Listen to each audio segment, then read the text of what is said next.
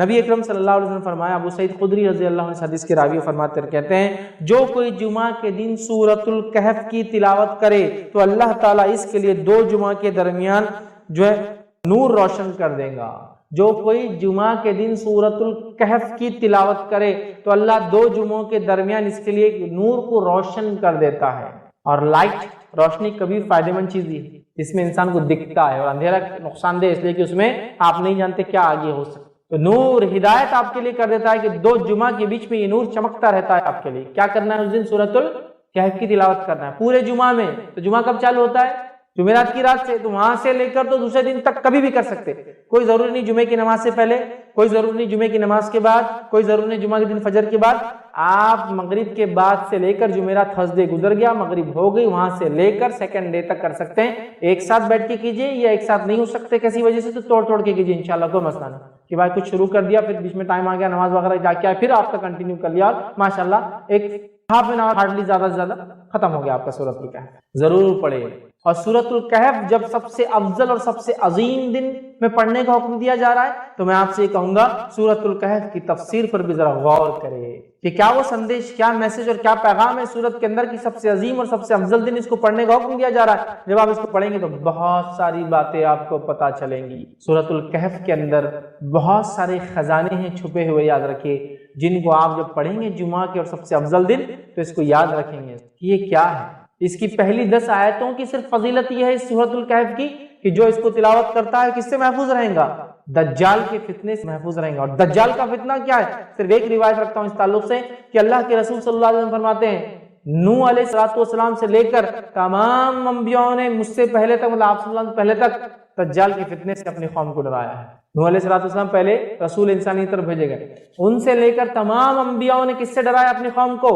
دجال سے۔ اور دجال کے فتنے سے بڑا کوئی فتنہ نہیں ہوا ہے، اس لیے تمام انبیاءوں نے ڈرایا ہے۔ اور صحابہ کو جب اللہ کے رسول صلی اللہ علیہ وسلم نے بات بیان کی، صحابہ کانپنے لگے اور ڈر گئے، کیونکہ وہ جانتے تھے آخری نبی کے بعد اس کا آنا تو طے ہے، لیکن ڈرانا پہلے نبی سے چالو، پہلے رسول ڈرا رہے ہیں اپنی قوم کو دجال کے فتنے سے، کتنا ڈینجرس فتنہ، اس سے بچ سکتا ہے۔ پہلی 10 آیتوں کی فضیلت، کچھ نہ کچھ تو پیغام ہے ان 10 آیتوں میں، کھولیے اس پیغام کو، جائیے اس کی تفسیر اور اس کی گہرائیوں میں، پھر پتہ چلے گا کیا اسٹرانگ میسج اللہ دے رہا ہے، کیا سگنلز پاس کی جا رہے ہیں۔ روز قیامت جو سب سے بڑا فتنہ آنے والا ہے اس سے بچنا ہے تو یہ ہے میرے طرف سے پیغام اور ہدایت۔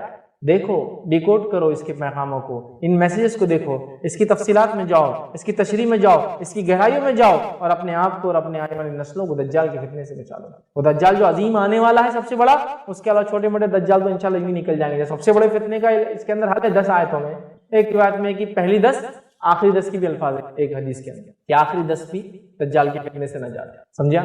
سورۃ الکہف پڑھیے، نوجوانوں کے واقعے سے چالو ہوتی ہے جو اپنے رب پر ایمان لائے اور پھر وہ اپنی جانوں کو بچانے ایک گفا میں چھپ گئے، رب العزت نے ان کو نشانی بنا دی۔ جب اٹھے پتہ نہیں کتنے 100 سال بعد، بادشاہ ختم ہو چکا تھا، لوگ ایمان لا چکے تھے، یہ ایمان لائے تھے، کوئی ایمان والا نہیں تھا۔ جب یہ اٹھے دینوں سے تو سب ایمان والے تھے، لوگوں نے پہچان لیا، کہا اچھا تم تو وہ تمہارے قصے مشہور تھے، لوگ بولتے تھے کچھ نوجوان چلے گئے وہ تم پہچان لیا۔ پڑھیے سورت۔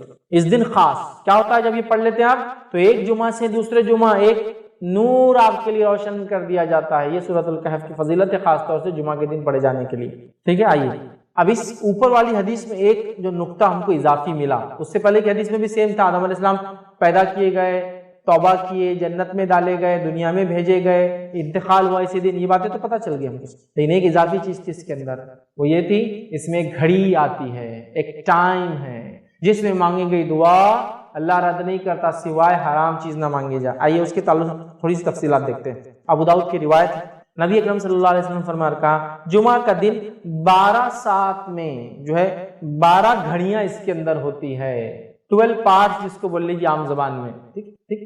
تو اللہ کے رسول صلی اللہ علیہ وسلم فرماتے جمعہ کے دن میں 12 ساعت ہے، 12 گھڑیاں ہیں، 12 گھڑیاں ہیں یا 12 گھڑیوں کا ہوتا ہے۔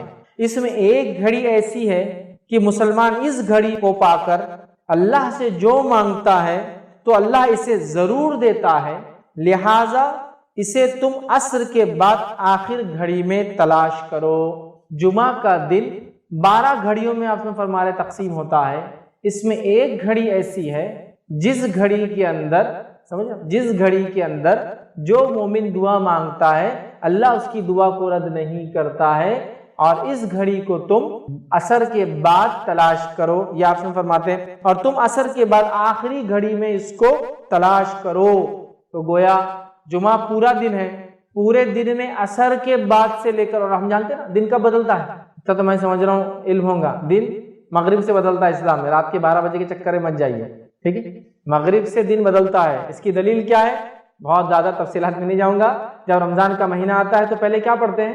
تراویح، اور بعد میں روزہ رکھتے ہیں نا، تو مغرب ہوتے ہی چاندی کیا رہی، رمضان شروع ہو گیا، اب تراویح ہوں گی آج، سمجھے آپ، ٹھیک ہے، تو مغرب سے شروع ہوتا ہے۔ اسی لیے جمعہ سے ایک دن پہلے کو اردو زبان میں کیا بولتے ہیں؟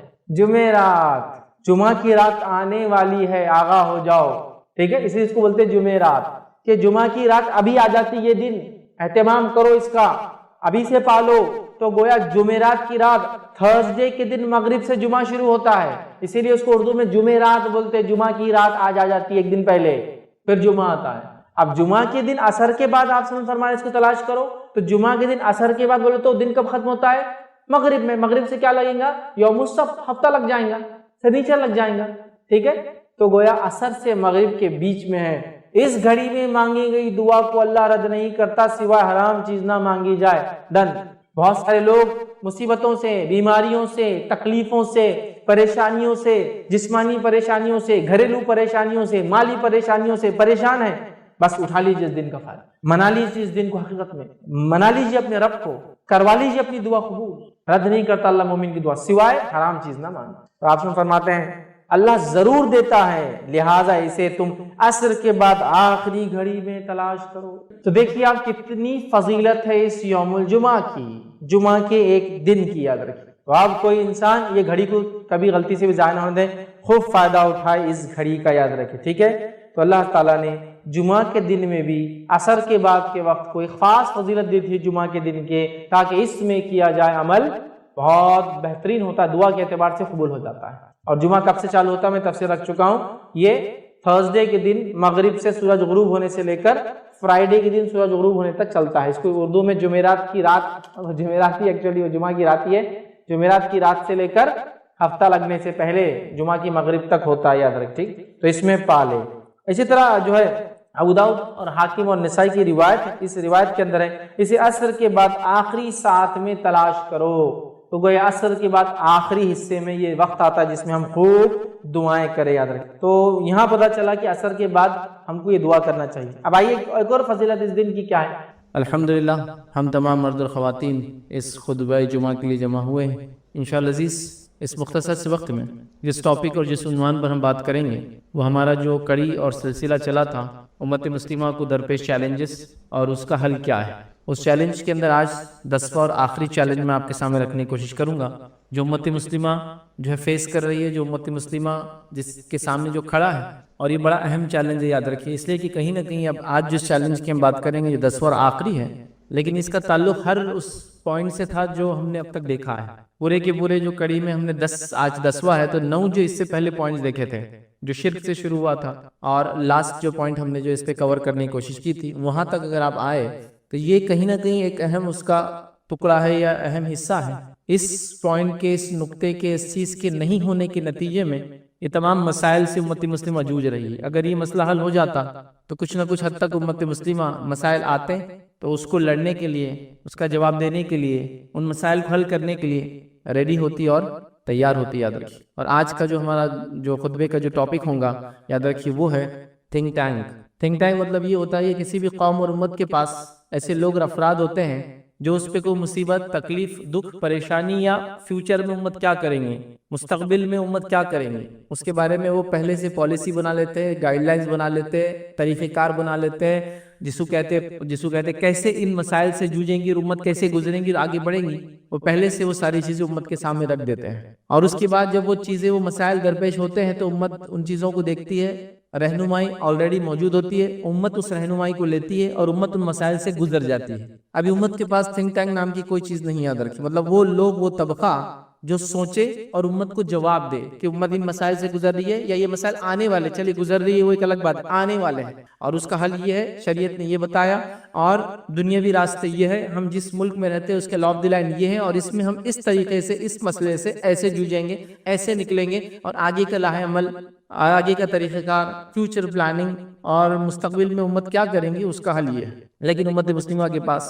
ایسی کوئی چیز نہیں یاد رکھی۔ یقیناً جو بات میں کہہ رہا ہوں یہ کوئی نئی چیز نہیں یاد رکھی۔ نبی اکرم صلی اللہ علیہ وسلم جب تک دنیا میں تھے تو اللہ رب العزت آپ کو وحی کے ذریعے گائیڈ کرتا تھا۔ تو اب نبی اکرم صلی اللہ علیہ وسلم دنیا سے جانے والے تھے، سلسلہ وحی کا رکنے والا تھا، تو اللہ کے رسول صلی اللہ علیہ وسلم نے ہم کو الٹرنیٹ کیا دیا تھا؟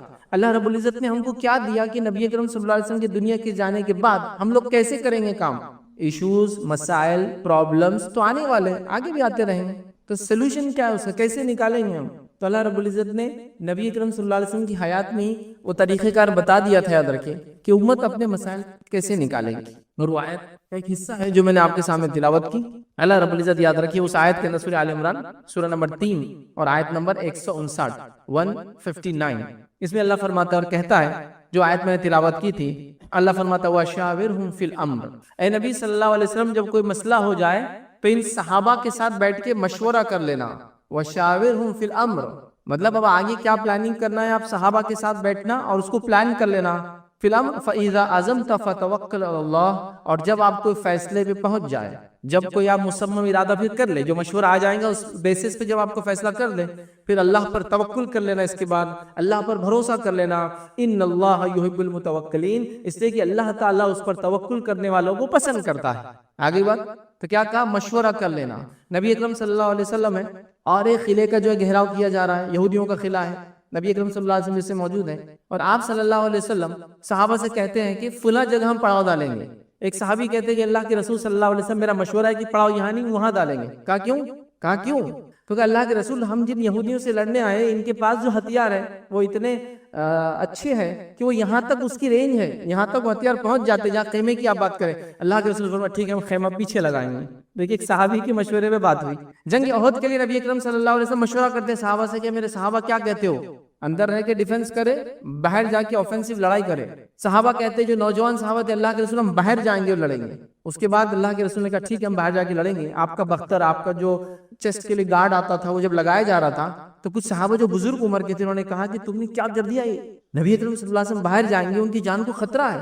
تو یہ بہت پھر شرمندہ اور نادم اور فوراً دوڑے کہا اللہ کے رسول ہم چاہتے ہیں کہ وہ ڈیسیجن اب واپس لے لے جو ہم نے مشورہ دیا تھا آپ کو کہ باہر نکل کے لڑیں گے، چونکہ آپ کی جان کا اب ہم کو ڈر لگ رہا ہے۔ تو اللہ کے رسول نے فرمایا کوئی نبی کی شان کے لائق یہ بات نہیں ہے کہ وہ ایک بار بختر پہن لے، جنگ کے لیے تیار ہو جائے تو پھر وہ جنگ کیے بغیر پیچھے ہٹے۔ اب نہیں ہو سکتا، یہ جو فیصلہ ہو گیا صحابہ کا مشورہ۔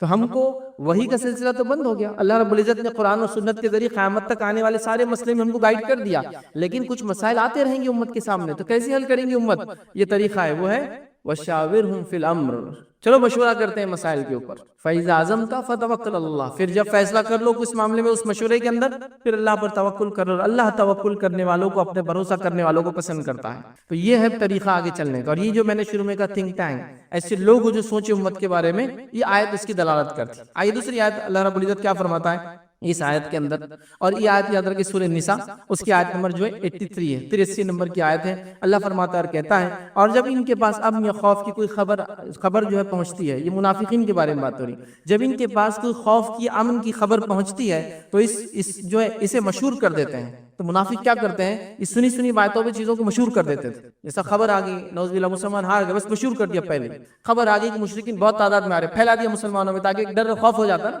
اب کسی فوج سے پہلے کو پھیلا دے وہ اتنے بڑے فلاں ہیں۔ تو اللہ فرماتا ہے اور جب ان کے پاس امن یا خوف کی کوئی خبر آتی ہے، پہنچتی ہے، تو اس کو مشہور کر دیتے ہیں، اور اگر اس کو پیغمبر مطلب رسول اللہ صلی اللہ علیہ وسلم اور اپنے سرداروں کے پاس، اولو الامر جو ان کے اندر ہے، ذمہ دار جو صحابہ ہیں ان کے پاس پہنچاتے تو تحقیق کرنے والے اس کی تحقیق کر لیتے۔ تو یہ بات پھیلانے سے پہلے منافقین کیوں نہیں ایسا کرتے کہ اللہ کے رسول صلی اللہ علیہ وسلم کے پاس چلے جائے، ان صحابہ کے پاس جائے، اولو الامر تھے، ہر صحابی ایک درجے کا نہیں تھے، یاد رکھیے، ہے نا، ابوبکر صدیق ہے اس کے اندر، عمر بن خطاب ہے اس کے اندر، عثمان بن عفان ہے اس کے اندر، علی بن ابی طالب اور دیگر یاد رکھیے جن کا درجہ ظاہر سی بات ہے سب سے اعلیٰ ہے۔ تو کیوں نہیں جاتے اور اپنے سرداروں کے پاس، نبی اکرم صلی اللہ علیہ وسلم خود موجود ہے، بڑے بڑے صحابہ ہیں ان کے پاس پہنچاتے اور وہ تحقیق کر لیں گے، اور تحقیق کر کے جو ہے کر لیتے۔ اگر تم جو ہے اللہ کا فضل تم پر اور مہربانی نہ ہوتی تو چند اشخاص کے سوا سب شیطان کے پیروکار ہو جاتے۔ یہ فالتو خبریں سن کر، یہ فیک نیوزیں سن کر، یہ صرف جو باتیں یہ منافقین نے مشہور کر دی ہے، اگر یہ باتیں تم سنتے تو سب شیطان کے پیروکار ہو جاتے، مطلب اس پہ کوئی ڈیسیجن لے لیتے تم، فلاں قوم نے آپ پہ حملہ کر دیا، جبکہ انہوں نے حملہ نہیں کیا، وہ صرف آپ سے بات کرنے آئے ہیں، بات مشہور کر دی، اب مسئلہ ہو گیا نا اس کا۔ تو یہاں اللہ رب العزت فرما رہا ہے کہ پھر کیوں نہیں بات جو ہے بڑوں کی طرف پہنچائی جا رہی، کیوں نہیں بات اللہ کے رسول کے پاس پہنچائی، کیوں نہیں صحابہ کے پاس جو اس کے اندر الامر ہے، ذمہ دار ہے، پھر وہ تحقیق کریں گے اور آپ کو اس کا تحقیق کرنے کے بعد بتائیں گے ایسا نہیں ہے جو تم بول رہے ہو۔ تو آج مسئلہ وہی یاد رکھیے، امت کے پاس کوئی ایسا گروہ، کوئی ایسا طبقہ، کوئی ایسی آرگنائزیشن، کوئی ایسی تنظیم نہیں ہے، میں یہ نہیں کہہ رہا ہوں بالکل نہیں ہے، لیکن اس کی کیا حالت ہے اور اس کا کیا حال ہے۔ بہرحال اب میں آپ کو کیا بتاؤں، نہ ان تنظیموں کے نام کبھی آپ نے سنے ہوں گے، نہ ان کے ذمہ داروں کے نام کبھی آپ کو پتا ہوں گے، نہ قوم کو انہوں نے کوئی ایسا ڈیسیجن دیا ہوگا جس کو قوم لے کر گئے کہ ہاں یہ ہے، نہ ان کے پاس ڈیسیجن میکنگ کی کوئی صلاحیت ہے، نہ قوم کے پاس سننے کا ذرہ برابری جذبہ ہے۔ اس قوم کا المیہ یہ ہے کہ اس کے اندر جس کو ہم کہیں گے وہ لوگ اپنے آپ کو زیادہ تعداد میں سمجھتے ہیں جن کے پیچھے دوسرے لوگ چلے، مطلب قوم کسی کے پیچھے چلنا پسند نہیں کرتی، ہر آدمی یہ چاہ رہا ہے کہ میرے پیچھے لوگ چلے، یہ سب سے بڑا مسئلہ ہے۔ تب کیسے ہوگا اس معاملے میں یاد رکھیں۔ تو آج مسلمانوں کے پاس کوئی تھنک ٹینک نہیں ہے، کوئی انٹرنیشنل نیشنل لیڈرشپ نہیں ہے، کوئی ریلیجیس پولیٹیکل یا سوشل لیڈرشپ بھی نہیں یاد رکھی۔ آئیے ہم دوسری قوموں کی مثال لیتے ہیں۔ دنیا کے اندر ایک بڑا مذہب ہے، مسلمانوں سے زیادہ ان کی تعداد ہے، عیسائیت۔ عیسائیت کے اندر ایک بڑا طبقہ ہے جس کو کیتھولک بولتے ہیں، یاد رکھیے، ٹھیک ہے، کیتھولک ان کے اندر ایک بڑا طبقہ ہے، یاد رکھیے۔ ان کے پاس ایک عالمی لیول کی لیڈرشپ، اور وہ پہلے سیاسی لیڈرشپ بھی تھی اور مذہبی لیڈرشپ بھی تھی۔ پچھلے 100 سال پہلے ان کو الگ کر کے ان کو سیاست سے الگ کر دیا گیا، وہ صرف مذہبی لیڈرشپ ہے، اور اس لیڈرشپ کو کہتے ہیں پوپ، پاپائیت بولتے ہیں، پاپا بھی بولتے ہیں، یاد رکھیے اس کو، عربی کے اندر یا اردو کے اندر۔ تو پوپ جو ہے ان کا، یہ پہلے ریلیجیس لیڈر بھی تھا اور جس کو کہتے ہیں یہ پولیٹیکل لیڈر بھی تھا، یاد رکھیے۔ جب اس کو ریلیجیس لیڈرشپ کی اس کی الگ کر کے کہا کہ تم سیاست کو چھوڑ دو، الگ ہو جاؤ، تو انہوں نے ڈیمانڈ کیا، تو ان کو ایک ملک ہی بنا کے دے دیا گیا جو دنیا کا سب سے چھوٹا ملک ہے، اس کو بولتے ہیں ویٹیکن سٹی۔ چونکہ ظاہر سی بات ہے ان کو وہ ذہنی طور سے بھی رکھنا تھا کہ ٹھیک ہے آپ کو ایک الگ ہی ملک بناتے ہیں، اس کی کرنسی بھی اپنی ہے، اس کا اسٹیمپ بھی اپنا ہے، اور دنیا کا سب سے چھوٹا ملک ہے، آدھے میل بائی آدھے میل کا وہ ملک ہے، یاد رکھیے، مطلب بمشکل 700 میٹر بائی 700 میٹر کا پورا کنٹری، یاد رکھیے، اس کو بولتے ہیں ویٹیکن سٹی، اٹلی کے اندر آتا ہے۔ تو اس کو سیاست سے الگ کر دیا، مذہبی اس کو رہنما کر دیا، تو پورے کیتھولک چرچ اس کو آج بھی مانتا ہے۔ مطلب یہ کہ اگر اس نے کہہ دیا کہ فلاں چیز ہو تو سارے لوگ بعمل ہو جاتے ہیں، تو ایٹ لیسٹ ان کے پاس ایک ریلیجیس لیڈرشپ ہے۔ آپ کیا بتائیے کون سی لیڈرشپ ہے؟ اگر آپ یہ کہتے ہیں کہ ہم جو حرم کے امام کو جو لیڈر مان لیں گے، تو ہم میں سے تو ایک بڑا طبقہ کہتا ہے وہ تو کافر ہے، تو وہ ظاہر سی بات ان کی لیڈرشپ کیسی ہوں گی؟ ایک بڑا مسلمانوں کا طبقہ کہتا ہے کہ ان کے پیچھے تو نماز ہی نہیں ہوتی، حج عمرے کو جاتے ہیں تو الگ سے نمازیں پڑھتے ہیں، تو اب وہ لیڈرشپ بھی فیل ہو گئی۔ اب کس کو آپ لیڈر مانیں گے؟ مطلب ویٹیکن سٹی ان کا ایک چرچ ہے، اس کی ایک بہت مقدس جگہ ہے ان کے اعتبار سے، تو وہ اس کے لیڈر کو دنیا کا عالمی لیڈر مانتے ہیں۔ آپ کے پاس کیا ہے؟ آپ تو حرم کے امام کو مسلمان نہیں ماننے کو تیار، اکثر لوگ ان کے پیچھے نماز نہیں ہوتی، وہ تو فلاں ہے، اور مطلب آپ کا اور ہم امت مسلمہ اکثریت کا یہ کہنا ہے کہ نعوذ باللہ اللہ تعالیٰ اپنے گھر کی بھی حفاظت نہیں کر پایا اور وہاں ایسے لوگوں کو مسلط کر دیا جن کے پیچھے میری نماز ہی نہیں ہوتی۔ اللہ اللہ، اب کیا کریں گے امت بتائیے؟ تو امت کا یہ حال ہے۔ تو یہ ہوا ریلیجیس لیڈرشپ۔ اب سیاسی لیڈرشپ تو مجھے بتانے کی ضرورت نہیں آپ کو، عالمی سطح پر کس کو بتائیں گے آپ کہ یہ ہمارا رہنما ہے؟ میں دیگر دنیا کے ممالک کے 50 بڑے بڑے ایسے اشخاص کے نام لے سکتا ہوں کہ آپ کہیں گے ہاں یہ عالمی لیڈر ہے، ان کو دیکھ کے لگتا ہے کہ ملک اور ملت کے لیے روڑے اور اپنے اسٹیٹ کے لیے کچھ نہ کچھ کیا۔ ایک فہرست ہے بھائی، ایک لمبی، مطلب اتنی لمبی ہے یہود و نصارہ کی اور دیگر اقوام عالم کی کہ میں اس کو گنا بھی نہیں سکتا ہوں۔ آپ کو ایسا بتائیے، چلیے مسلمان دنیا کے اندر، عالم اسلام جس کو عام زبان میں کہتے ہیں، مسلم دنیا کے اندر، جس کے اندر کم و بیش 50 سے زائد 56 سے 57 ملک ہیں، ان 56 سے 57 ملک کا ایک رہنما بتائیے جس کو آپ کہیں گے یہ ہمارا پولیٹیکل لیڈر ہے، یا یہ سیاسی فکر ہم سمجھتے ہیں اور یہ سیاسی فکر صحیح ہے، بتائیے آپ۔ ہر طبقہ دوسرے طبقے کو جو ہے کافر، منافق اور ان کے پیچھے تو نہیں چلا سکتا۔ تو آپ کے پاس نہ ریلیجیس لیڈرشپ باقی رہی، نہ سوشو پولیٹیکل لیڈرشپ باقی رہی، مطلب وہ رہنمائی یا وہ لوگ جو جن کو آپ سوچیں کہ ہاں یہ سوچتے ہمارے بارے میں اور یہ چاہتے ہیں، بلکہ عالمی سطح پر ہمارے ممالک کا یہ حال ہے۔ یہ تھنک ٹینک نہیں ہونے کا نتیجہ یاد رکھیے۔ نبی اکرم صلی اللہ علیہ وسلم، خلفاء راشدین، صحابہ کا دور 110 ہجری تک چلا، یاد رکھیے، صحابہ کا دور، تابعین کا دور 250 سال، اس کے تبع تابعین کا دور، یاد رکھیے۔ ان ادوار کے اندر آپ دیکھیں گے مسلمان دنیا کے لیڈر تھے، یہ پالیسی میکر تھے، دنیا ان کے مطابق چلتی تھی، یہ دنیا کے حاکم تھے، یاد رکھیے۔ دنیا جو بستی تھی اس زمانے میں وہ میجر حصہ ان کے پاس تھا، مطلب جس پہ دنیا بستی تھی، ہیومن سیویلائزیشن جہاں جہاں تھی جہاں بستی تھی وہ سب ان کے کنٹرول میں تھا، یاد رکھیے. سمجھ لیجیے آپ صلی اللہ علیہ وسلم دنیا جانے کے 200 سال بعد کا یہ حال ہے. اور وہاں سے پھر وہی سلسلہ الحمدللہ تقریباً 15ویں 16ویں صدی تک چلا. اس کے بعد زوال کا دور چالو ہوا. پھر یورپین سائر انہوں نے کولونائزیشن کیا اور پھر مسلمان ممالک کو ٹکڑے ٹکڑے کر کے بانٹ دیا. تم یہ لے لو، تم وہ لے لو، تم وہ لے لو. مطلب مسلمانوں کی جان مال عزت اور ممالک جو ہے یہ ایک کیک کی مانند تھا. جو آ رہا ہے بس کاٹ رہا ہے، جتنا حصہ لینا چل تو کالے، اتنا حصہ اس کو دے دے، بچاؤ پھینک ڈالو، ان کی ضرورت نہیں. یہ حال کیا پھر یاد رکھیے. ہم بھول گئے، یاد رکھیے، سب بھول گئے. یاد رکھیے کوئی لیڈر نہیں ہے، کوئی لیڈرشپ نہیں ہے، نہ کوئی ریلیجیس لیڈرشپ ہے، نہ کوئی سوشل لیڈرشپ ہے، نہ کوئی پولیٹیکل لیڈرشپ ہے، کچھ بھی نہیں. یاد رکھیے ہمارے پاس کیوں امت اس حالت میں پہنچی. یاد رکھیے کیسے اس حالت کو دور کیا جائے. فیوچر پلاننگ کیسی کریں گے امت، بتائیے. کل کیا ہونے والا آپ کیسے وہ کریں گے. فلاں مسئلہ آ گیا، کسی کو پتہ بھی نہیں مسئلہ کیا ہے. تعجب کی بات یہ ہے اب کیسے سمجھائے. مذہبی رہنماؤں کو جا کے بیٹھ کر بتانا پڑ رہا ہے. اس کا بھی بیٹھنے کا طریقہ ہی ہے. شیخ کے پاس بیٹھنے کا طریقہ رہتا ہے، دو زان ہو کر بیٹھنا، عزت کے ساتھ بیٹھنا، احترام کے ساتھ بیٹھنا، ان کے وقت کے ساتھ بیٹھنا، ان کے سامنے جا کے بیٹھنا، نظروں کو نیچی رکھنا، پھر انہیں وقت دینا، پھر آپ نے ان کو مسئلہ سمجھانا ہے کہ انہوں نے فیصلہ لینا اگلا کیا کرنا ہے. تو اگلا آدمی خود بولتا ہے یہ کیا فیصلہ دیں گا آدمی میرے، جس کو مسئلہ سمجھانے کے لیے مجھے 4 گھنٹے 40 دن لگے پہلے جا کر ٹائم لے کر 4 گھنٹے میں سمجھا پائے، تب بھی ان کو سمجھنا. اچھا ٹھیک ہے آپ بول رہے تو ہم بول دیتے ہیں. کیا فیصلہ ہوں گا میں نہیں سمجھ پاتا ہوں امت کا، ان کا مستقبل کا، سیاسی حالات کا، سماجی حالات کا، ٹیکنالوجی وائز جو حالات آ رہے ہیں. چلو باقی چھوڑ دو، سائنس اور ٹیکنالوجی کی ترقی کہاں پہنچ رہی ہے. یاد رکھیے اب کیسے آپ کو کوئی گائیڈ کرے گا کہ کل جو آنے والی ٹیکنالوجی اس میں حلال اور حرام کیا ہے. کھانے پینے سے لے کر دوائیوں سے لے کر ہر چیز میں ٹیکنالوجی کس لیول پر جا رہی ہے آپ سوچ بھی نہیں سکتے. مطلب جو چیزیں پہلے سمجھ میں نہیں آتی تھی، دکھتی نہیں تھی، وہ آپ محسوس کر سکتے ہیں. جو پہلے آپ مثال لے لیجیے میرے، آپ نے انگور کھایا اس سے پہلے، آپ بیج والا انگور کب کھایا تھا آپ نے سے پہلے. آپ سمجھ رہے. تو سائنس اور ٹیکنالوجی کہاں جا رہی ہے. یاد رکھیے آپ نے سنترا اور موسم بھی تو کھائی تھی، لیکن اس کے بیچ کے کتنے فروٹس آ گئے، کتنے کسی کینو بولا جا رہا ہے کہ سنترے کی طرف زیادہ، موسمی کی طرف کم فلاں ہے. یہ سب سائنس ٹیکنالوجی کا نتیجہ ہے کہ کئی الگ الگ پھلوں کو ملا کر اگلے پھل دے رہے. اب نیکسٹ پلاننگ یہ کہ کئی جانوروں کو ملا کر اگلی نسل تیار کریں گے جو جانور کھائیں گے نہیں کھائیں گے ہم. پھر پھلوں میں اور سبزیوں میں تو ٹھیک ہے ساری چیزیں حلال ہے ہمارے لیے، لیکن باقی دیگر جانوروں کے اندر تو حلال حرام کا مسئلہ ہے نا، کہ فلاں جانور سے فلاں کراس کر کے ہم فلاں بنائیں گے. جینیٹیکل انجینئرنگ جس کو کہتے ہیں، کس لیول پر جا رہی ہو. تو اگلا کیا کریں گے 10 سال بعد جو چیزیں آئیں گی. آپ سمجھ رہے ہیں مطلب ایسی چیزیں آنا چالو ہو گئی. مطلب آپ جیسا پہلے لکڑی استعمال کرتے تھے تو لکڑی کی آپ کوئی چیز بنائیں گے، پلین لیول بنائیں گے، لگائیں گے. وہ ٹائم تو پلائی ووڈ بول کی چیز آ گئی تھی. لکڑی کو لے کے کمپنی میں پروسیس کر کے ایسی پلین تختے بنا دی جا رہے تھے کہ آپ جیسے کاٹو اور بنا لو. تو آپ کو پتا ہے آج کل گوشت اور میٹ میں بھی ہوتا ہے. مطلب مختلف جانور گوشت لے کے اس کو چٹکا کر مارکیٹ میں بیچا جاتا ہے، اس کو جیلیٹن بولتے ہیں. یاد رکھیں مطلب ایسا ہے کہ آپ جتنے سائز کا میٹ چاہے اتنے سائز کا آپ کو مل جائے گا اور آپ وہ کریں. تو کیا یہ شرن، کیا اس کی حکم ہوگا. ابھی آپ کو لگ رہا بہت دور ہے، 10 سال بعد ان چیزوں کو آپ بکتے ہوئے نظر آئیں گے آپ کو مارکیٹ میں. پھر ہمارا مسئلہ کیا ہوگا، کون ہم کو جواب دیں گا. دواؤں کے اندر فلاں ادویات میں فلاں چیزیں میں کون بتائیں گا امت کو.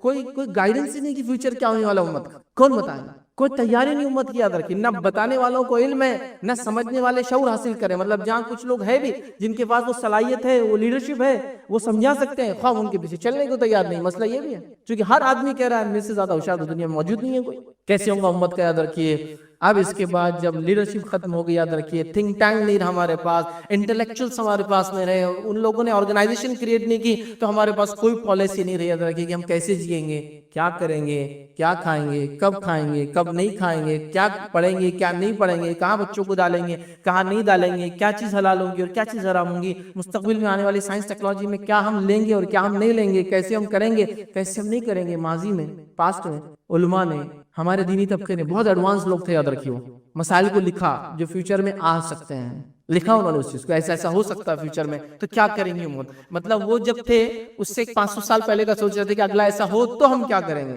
آج ہمارا حل یہ ہے کہ ابھی جس حالت سے ہم گزر رہے ہیں اس سے بھی 50 سال پرانی باتیں کی جا رہی ہیں. جمعہ کا خطبہ ایک طرح سے ایک پلیٹ فارم ہے جس کے ذریعے آپ اپنی جدید یا مسائل یا حالات کو پیش کر سکتے ہیں. ان حالات میں بھی آپ دیکھیے لوگ 5 منٹ کا عربی خطبہ پڑھتے ہیں اور اس میں بھی کبھی کبھی ایسا پڑھتے ہیں. یاد رکھیے کہ وہ عثمانی خلافت کے دور میں لکھے ہوئے خطبے ہیں جس میں آخری عثمانی خلیفاؤں کے نام کے ساتھ پڑھتے ہیں. اور آج بھی ایسا پڑھتے ہیں کہ اللہ ان کو قائم رکھے اور دائم رکھے.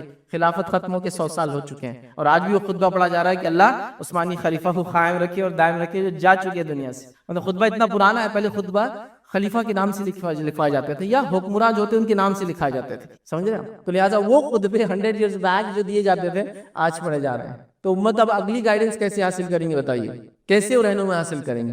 اور تعجب خیز بات کیا ہے معلوم, ताज्जुब खेज बात क्या है? जो लोग अरबी खुतबे के अलावा उर्दू खुतबा देने के कायल नहीं, ताज्जुब खेज बात यह है कि उनके मसलक के अंदर अरबी के अलावा दीगर जबान में अजान देना भी जायज है, तो खुतबा क्यों नहीं हो सकता दीगर जबान में? बताइए। फारसी में अजान जायज है, तो हम तो कह रहे हैं उर्दू में सिर्फ खुतबा देना है, तो नहीं, खुतबा जायज नहीं, लेकिन क्योंकि खुतबे से लोग समझना शुरू कर देंगे, समझेंगे तो फिर मसाइल पैदा होंगे, तो फिर बोलो मत उम्मत तो कुछ अरबी सुना दो 5-10 मिनट को, मसला एक बता दो कि भाई फला महीना चल रहा है, इस महीने में रोजे रखे, ज़कात दे, हज करे, फला करे, फला, होगा खत्म। ठीक है, ये तो था हमारा रिलीजियस मामला, दीनी मामला होगा। लेकिन जिस दुनिया से गुजर रहे हैं वो तो हमको बोल रहे कि फला फला चीज नहीं होगी, तुम्हारी शहरियत छीन जाएंगी, तो अब मैं इस मसले में क्या करूं? वो तो बोल रहे फला चीज आपको लेना, खाना, पीना और फला चीज करना जरूरी है। क्या मेरे दीन के अंदर ये इजाजत है कि मैं चीज खाऊं, पीऊं, लगाऊं? मैं इसके बारे में क्या करूंगा? कौन सोल्यूशन देगा? कौन रिप्रेजेंट करेगा? कौन आगे बढ़कर बात करेगा? हालात देखिए अब क्या हो चुकी है, मतलब किस हालत में हम आ चुके हैं। और सिस्टमैटिकली उम्मत को जो मिसगाइड किया गया है, सिस्टमैटिकली उम्मत से जिम्मेदार और ऐसे लोग जो बाशऊर बाअक्ल थे उनको खत्म किया गया है, उनको हटाया गया, याद रखिए। और उम्मत इस हालत में आ चुकी, याद रखिए कि आज उनको पता नहीं है कि क्या करना है, जिसके नतीजे में क्या हो रहा है मालूम आपको?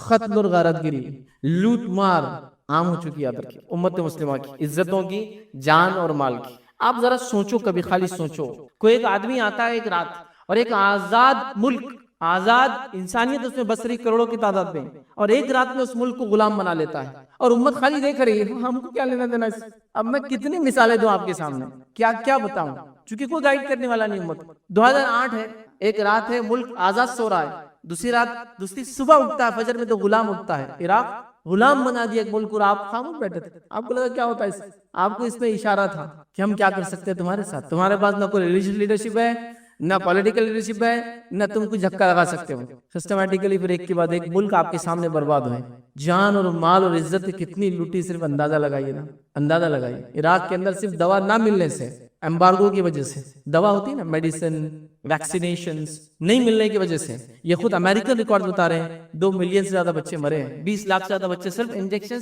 जो जरूरी है मेडिसिन के लिए ना मिलने से मरे हैं। ये कौमें जो हमको सिखा रही है कि हम इंसाफ के अलमबरदार है, ये 20-20 लाख बच्चों को सिर्फ अपनी ख्वाहिशात के लिए मार देती है।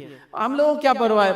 अल्लाह तो है ना, बस सही बात है, अल्लाह है, मैं क्या नहीं बोल रहा हूँ, लेकिन क्या ये जिंदगी है? क्या इसको जीना बोलते हैं आपको? सुप्रीम कोर्ट का एक डिसीजन आया था, एक मसला था, कास्ट का एक इशू था, तो किसी ने एक केस डाला था कि फला आदमी ने, हाई कास्ट ने मेरे साथ फला किया, तो सुप्रीम कोर्ट ने एक बड़ा अच्छा डिसीजन दिया था। उसने ये कहा था, जिंदा रहना कोई खास बात नहीं है, एक डिग्निफाइड लाइफ, इज्जत के साथ जीना ये असल जीना होता है। क्योंकि जात पात के निजाम में इज्जत नहीं मिलती इंसान, तो खाली जीना नहीं। अगर कोई हम तो तुमको जिंदगी दे रहे ना, लेकिन गाली देकर खाना देते हैं, गाली देकर मेहनत लेते हैं, गाली देकर जो फिर हमारे मेहनत का बदला देते हैं, तो कोई इज्जत वाली जिंदगी हुई? तो उसने कहा नहीं, जीना असल नहीं है, डिग्निफाइड लाइफ होना चाहिए, इज्जत के साथ जीना असल है। तो आप देखिए, जब ये नहीं होता है तो कत्लगिरी कैसी मचती है, और जान माल और इज्जत आबरू कैसी लुटती है, मैं आपको मतलब एक फहरिस्त बता सकता हूँ। ये तो वो है जो आपने, मैंने देखा बहुत सारे लोग इसमें हो सकता है पैदा हो गए जमाने में। इससे थोड़ा सा आगे चल जाए, यूरोपियन ममालिक का अगर हाल ले, बोस्निया, कभी सुना था आपने वो मुल्क का नाम? अभी तो खैर आजाद मुल्क हो चुका है, स्टेट बन चुका है, क्या कुछ हाल नहीं हुआ था वहाँ? किस किस्म की जो है बर्बरियत और किस किस्म के हालात से वो मुल्क गुजरा था, और कैसे मारा गया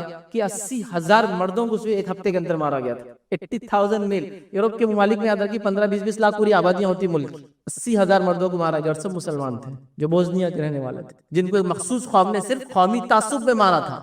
नहीं मालूम? तो ये होता है जब आपके पास थिंक टैंक नहीं होता है, ऐसा एक ग्रोह नहीं होता है जो ग्रोह अपने अंदर ये सलाहियत रखता हो कि कौम पे नजर रखे, कौम क्या करना है आगे और अभी किस दौर से गुजरी क्या करना बताए। और ऐसी चीजों को जब हटा दिया जाता है तो फिर आप सब अलग अलग हो जाते हैं, एक एक फर्द अलग अलग हो गया। अब क्या ताकत है एक फर्द की, मुझे बताइए। मुल्क ऐसे फिर उखड़ते हैं एक के बाद एक, इराक है, शाम है, हाँ मतलब जिसको सीरिया कहेंगे, उसके बाद जो लेबनान है, याद रखिए, और उसके बाद बहरहाल एक फहरिस्त है आज के दौर में, फलस्तीन का हाल ले लीजिए, खासतौर से उसके साउथ के हिस्से गाजा का हाल ले लीजिए, और इसके अलावा अभी कई चीजें, मतलब हमारे पड़ोस में जो म्यांमार है, रोहिंग्या मुसलमानों का मसला ले लीजिए, तो इधर जो है शाम से लोग जो गए, मतलब क्या क्या नहीं हुआ, याद रखिए। मतलब ऐसी हालत है कि लोगों ने, मतलब ये गवाही आप भी दे सकते हैं, लोगों ने लोगों की लाशों को लेकर दफनाया, लेकिन जिंदा रहते हुए अपनी जमीन पे उतरने नहीं दिया, इसलिए कि पासपोर्ट का मसला था। साहिलों से जाके कश्तियां टकराई है लोगों की, जो अपने जुल्म से बचने के लिए भागे हैं। शाम से लेके यूरोप भागे लोग, कहाँ कहाँ जाके नहीं टकराए, किन किन ममालिक को जाके उनकी कश्तियां टकराई।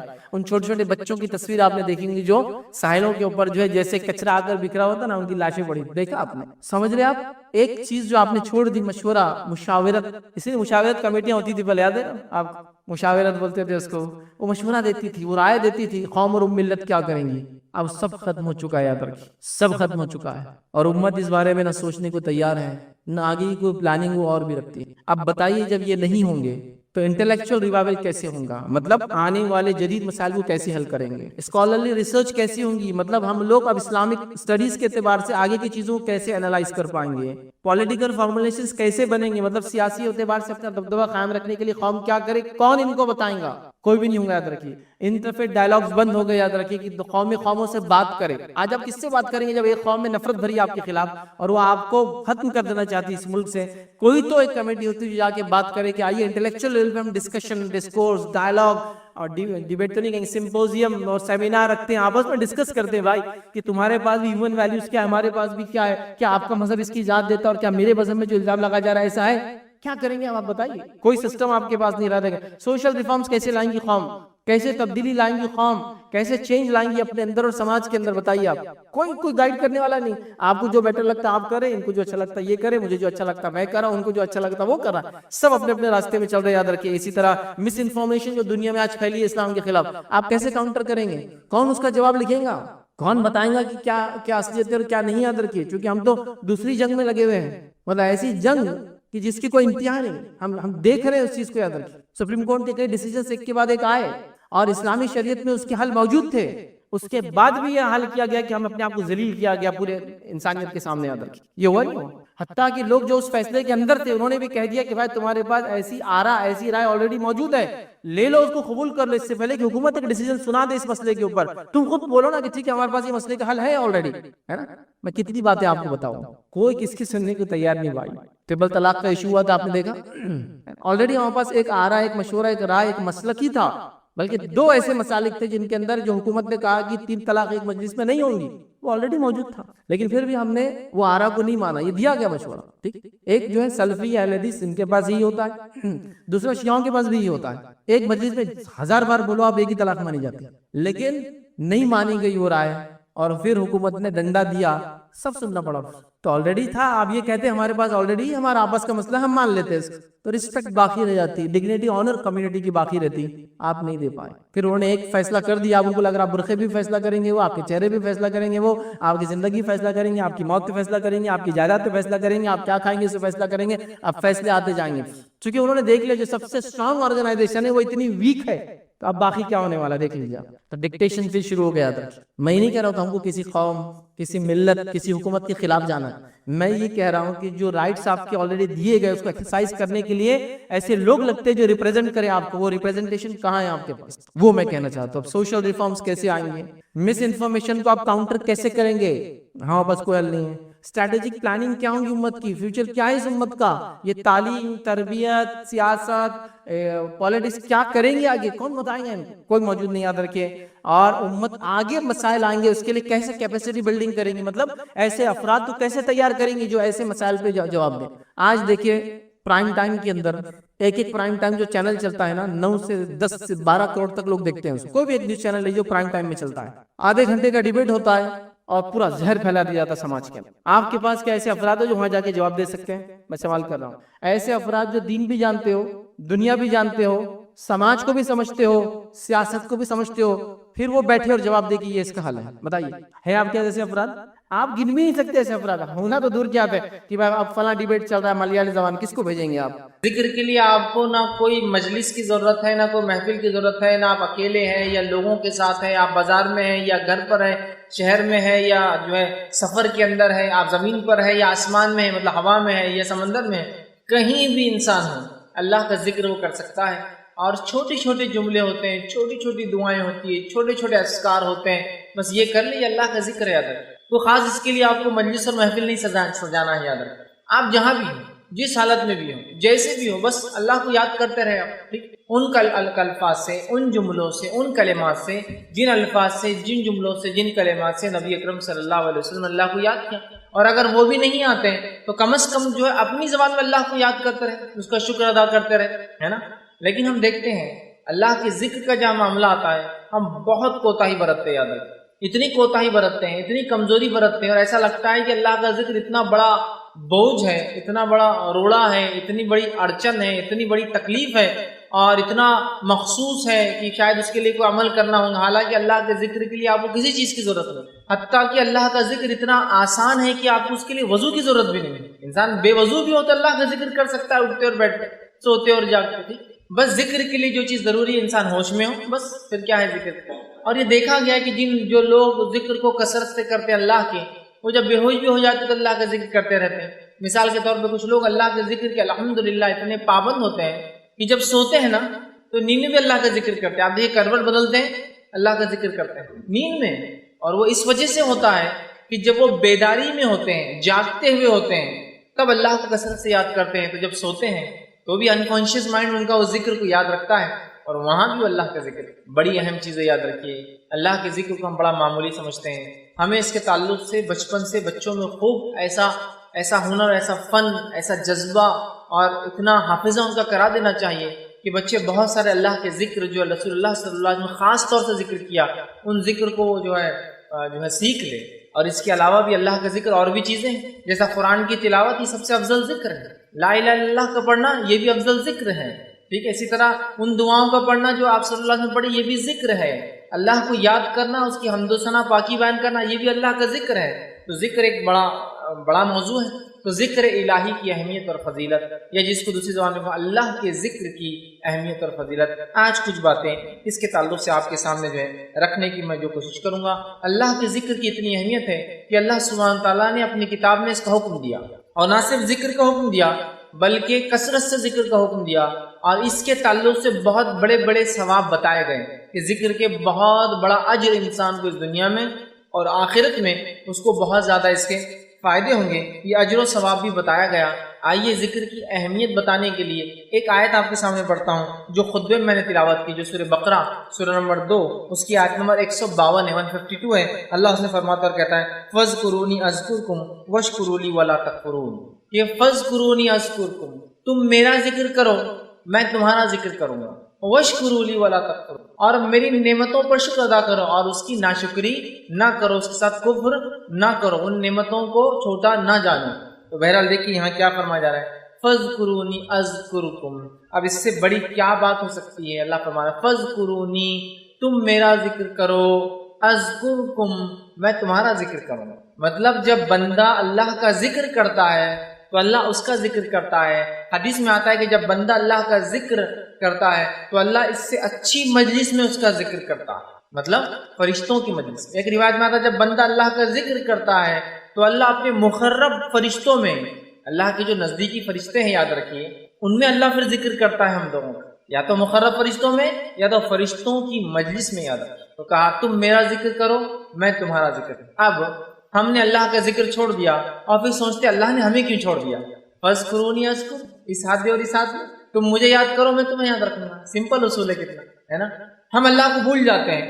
اب اللہ کا ذکر اور اللہ کی تسبیح پاکی کا بیان کرتے ہیں میکسیمم، زیادہ سے زیادہ جب ہو جائے تو وہ یہ جب مصیبت آن پڑتی ہے، تکلیف آ گئی، ایگزام آ گئے تو بہت اللہ کا ذکر ہو رہا، ٹیسٹ آ گیا کوئی اللہ کا ذکر ہو رہا، بیماری آ گئی اللہ کا ذکر ہو رہا، تجارت ڈوب رہی اللہ کا ذکر ہو رہا، ہاں کسی ٹرین یا گاڑی کی چھوٹنے کا ڈر ہے تو پھر اللہ کا ذکر ہو رہا ہے، کسی نقصان کا اندیشہ خدشہ اللہ کا ذکر ہو رہا ہے، گھنی رات میں نکلے تو اللہ کا ذکر ہو رہا ہے، لیکن اس کے علاوہ آرام ہے تو اللہ کا ذکر غائب ہے، بزنس چلتا ہے تو اللہ کا ذکر غائب ہے، امتحان نہیں ہے تو اللہ کا ذکر غائب ہے، صحت دے دی تو اللہ کا ذکر غائب ہے، امن و امان دے دیا اللہ کا ذکر غائب ہے۔ پھر بولتے اللہ ہمیں کیوں نہیں یاد رکھتا؟ اس لیے کہ فَاذْكُرُونِي أَذْكُرْكُمْ، تم مجھے یاد کرو میں تمہیں یاد کروں گا۔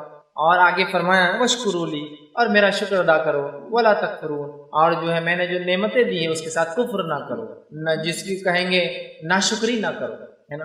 تو ہم اللہ کے ذکر کو مخصوص کرتے ہیں، پھر کہتے ہیں اللہ ہمیں کیوں نہیں یاد رکھتا ہے۔ اصول بہت آسان